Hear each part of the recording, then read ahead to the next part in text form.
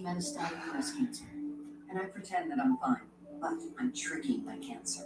I'm yanking back more moments, memories, with HER2. HER2 is for adults whose HER2 positive or HER2 low breast cancer cannot be removed by surgery or is metastatic, and who have received a prior treatment, or whose cancer has come back during or within 6 months of ending treatment. HER2 helped people live longer than other medicines.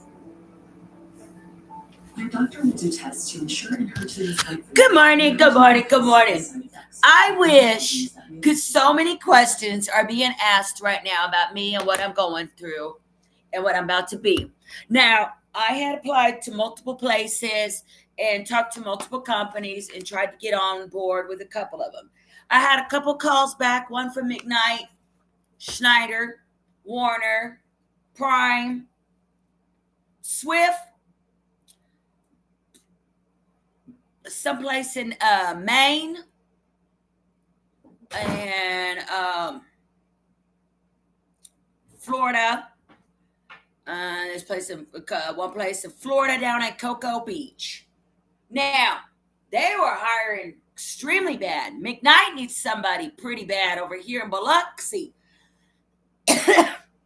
All these places need someone pretty bad. They gotta run all in these different areas. I unfortunately was facing some circumstances with my background check, which I had a driving offense, and I'm over my 3-year mark now. So some companies will only take a look at that. Then I went and did the drug test. The company that takes a look at that, I'm gonna go back to Iowa. I did get a little scared and was like, because I've been up in that area before. I went and worked for Oscar Mayer Wiener. Whole freaking background check on that one and clearance levels just to get out there onto that facility. I mean, always something. But with these companies, some of them had, the only one that I had met, and then I met McElroy. They were super nice. They would have been really nice. I got to meet the recruiter for McElroy. And that's a flatbed trucking company, and they didn't pay very bad at all either. And they were on the road. They did. The only thing that was scary for me was that I did have. They're gonna have cameras. All these trucking companies are gonna have cameras all over the things. McElroy had one on the inside of your cab. I was a little paranoid. I mean, you can watch inside the cab. I plan on having my own cameras too. But for my safety. But due to some of the weird stuff that I've been in, I don't know. I'd have been a little scared that I would have had to take a bathroom break and been like the fellas. They had to go potty on the inside, or some of these women, they talk about getting this bucket and then taking a potty break in there, right? So whatever. But they were really nice. I met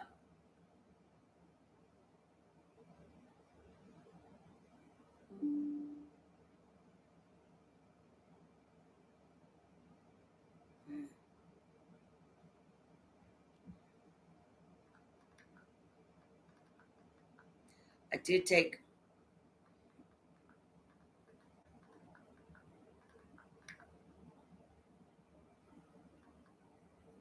what was Friday, the 11th? Yeah. Take Friday or Saturday? I don't even know. Take Sunday. Yeah. My ears ringing. It won't stop ringing. I really hate that. I don't know why when I got to talk to certain people, my ears got to start ringing. What's the manipulation behind it? What are we trying to do?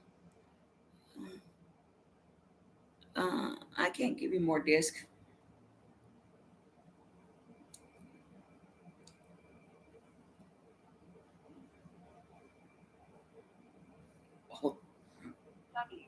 CenturyLinkCorrections.com to register your number to communicate. Press the pound key to replay the message. Who? Thank you for your time. Goodbye. www.CenturyLinkCorrections.com to register your number to communicate. Press the pound key to replay the message. Thank you for your time. Oh, I'm getting so agitated with this. I'm telling you, she's not the only one. My niece went through it. This is how weird it is. My niece was even struggling. So this is how fucked up this shit's getting when it comes to my mother reaching out. So that was a message that supposedly is someone trying to contact my mom, betraying my mom. That's what I'm talking about. Maybe that's why my hearing's got to be messed up all the time. Somebody's playing around. I tell you what, my niece got a phone call as soon as I gave my mom my number from somebody out of Florida the other day. Whenever shit started messing around, whack job in my head, I get a call from California. You know me, with the way the phone plays out with me and the way they be messing things up and acting and this and that and whatnot. So the first part of it was a person and they sound extremely intoxicated or something was wrong. I mean, maybe nothing was wrong, but maybe that's just how my head thinks. But it came from a spam number. Do you know how many spam numbers I get? That was, hey, hey, hey, hey, hey. I'm telling you. So somebody's trying to call her now, and she's like, "Is that your mom?" That's really fucked up questions, but those are real problems. After I spoke to my mom the other day, and oh man, it gets wacky. The shit's wacky. I start changing. Like my facial features and everything start changing. Then I start getting phone calls from the whack jobs that think I have a double personality. You know what? I'm sick of you. You get my mind everywhere where it doesn't need to be. And that sounds so psychotic. And I don't understand why anybody else don't think this is psychotic. It goes along with it. Why are you trying to make me psychotic for saying I don't want no part in it? I don't want to be a part of that shit. It got me on the topic and about some of my jobs and some of my opportunities. And what triggered me is I got paranoid. This shit just all falls into this kind of stuff. Trash. So it got me onto the topic of thinking about these, because they ain't talking about just regular kids. Fuck them kids, whatever this shit is. Anyway, so the ones that they refer to kids are the ones that come running up on your little ass. Because I'm not a kid. And they come running up on you. They like running up on you. You're fucking weird or coming up behind or doing weird shit. Get you thinking about all the wrong stuff, but it's normal for them, but it ain't normal for you. So,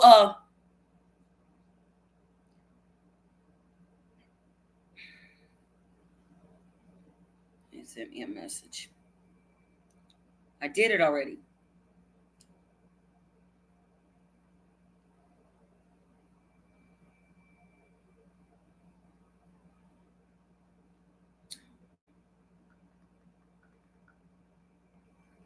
I took the drug test already. So you got me thinking, man, fuck him.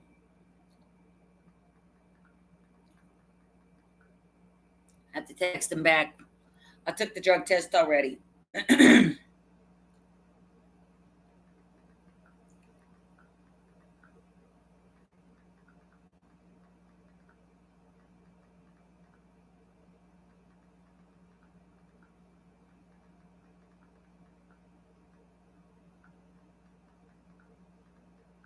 Yeah, this had me so paranoid. I don't like it, but I'll be heading out, hopefully.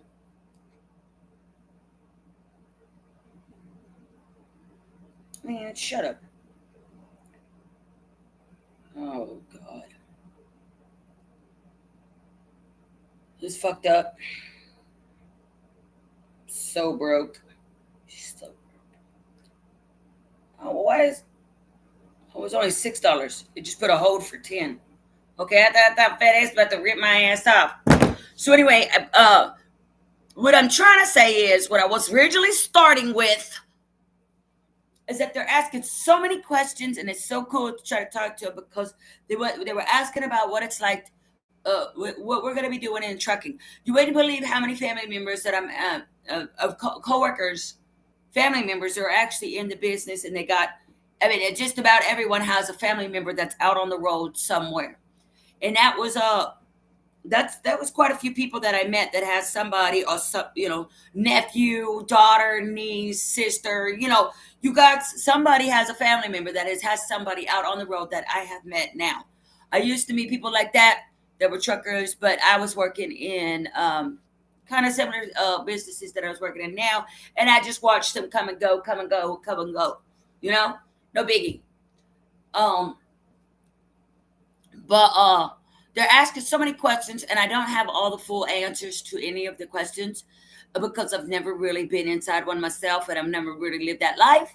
But if I could get the information for them, that would have been nice. That's what I'm saying. So that way I can inform them correctly, because I do not like to misrepresent or give false information. So I just got really paranoid because it made me think of all the different times that I've gotten jobs because my recruiter already switched on me. And there's probably nothing to do with them and anybody's probably just something. But when it's something that's pretty that happens, there's a regular occurrence for me, then whenever this stuff starts happening, I start questioning it because it's a regular occurrence. Like it happened with the Norwegian, but I couldn't get my TWIC card. That was out the window. Driving fences, I guess. I don't know. I couldn't get the TWIC card. So couldn't do that one.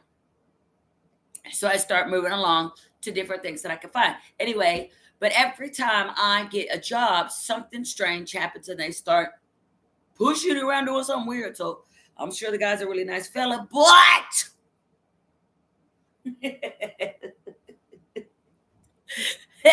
I can't believe we started. Oh, man. Anyway, so talk about all this different stuff. So anyhow, God, I ain't read more on this book in a while. I said I used to, when I was out there and having to live homeless and on the streets and stuff like that, some of the different things that people gave you, the book, but the biggest one, of course, is Be With a Man. But some of the different advice that they would give you, which I had to lose out a lot on because I didn't want to be a part of. Seems like they're still trying to push it, but in another way, right? With me now today. What is this? CSF. She's talking about her jail days.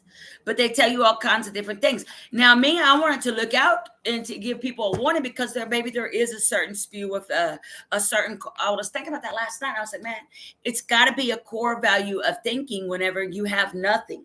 It's a core value of thinking, of processes, of help, of support, of something that you think you're passing along. Like you tell people in a job or with mechanics, you sit there and say, well, that's okay. If you come across this problem, this could be, this is how you're going to do it. And you start giving this advice like it's the thing to give, but because you don't know nothing else.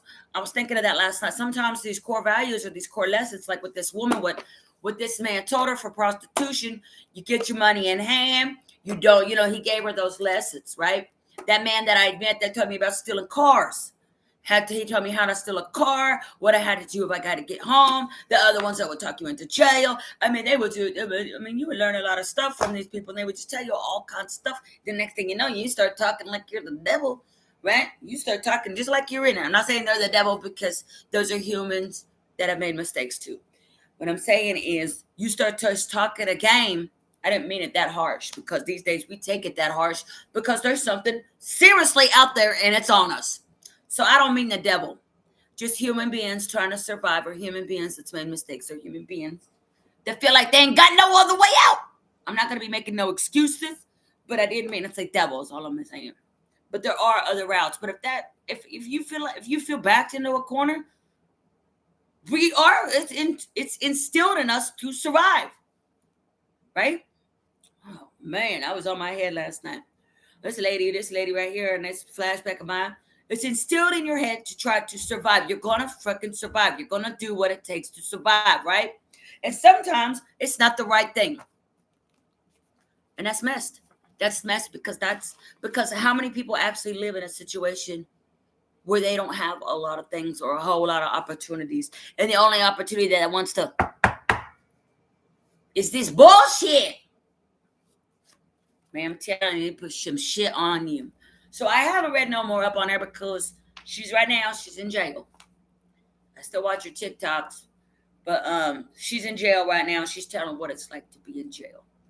And I wonder if she's got some shit stories from the prisons that she gets into, because you think just because you go to jail, it's like, well, what more can happen? I'm in jail. Well, you can't possibly get any more trouble. Oh, yeah. Oh yeah. Sometimes your biggest trouble can begin there. Sometimes that could be your biggest trouble. That's where you're gonna meet it all. You are gonna meet it all from people that've been in the game for a while. You're gonna learn some shit today. You're gonna learn some shit today.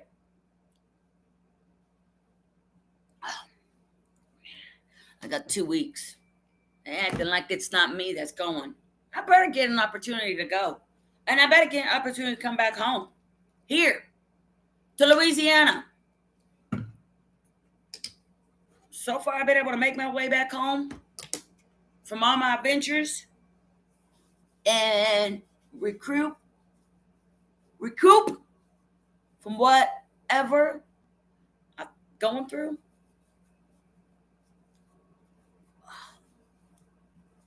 All right. But yeah, I like to talk about it. So I met somebody else. I told them on my Facebook page, you can watch me. Watch me on my Facebook page. Watch me on my lives. Watch the places I go. And send a shout out to which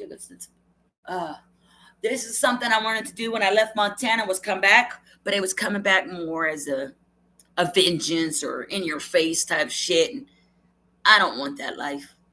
I want to come back happy, not just, oh yeah. No, thank you. No, thank you. I'm going to put all that anger or whatever it is I have to, vengeance, hatred, everything, that bitterness, whatever it is, I have to give that to God. I really do. I give it to the Lord. I have to give it to the Lord every day. And I learned that process as a child. And I have to keep faith. I said, I might not believe, that, I'm going to get taken care of in this world, or, it's ever going to have justice, or it's ever going to have this or that. But I know as long as it's in the Lord's hands, it's off of me, right? It's in his hands. It's going to be off of me, and he will take care of it. Maybe not the way you think it should be taken care of, but it will be handled. And you can guarantee that. I promise you, baby. Those are truths. Those are truths.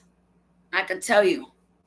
You might not see it today, but he's taking care of it. All of it. Believe that. All of it will be taken care of. And I will have a place in the kingdom by his side. Anyway, I gotta go. I don't know what happened yesterday. I come home. I get to feeling a little loopy. Probably because you keep trying to run up on me. Fucking freaks.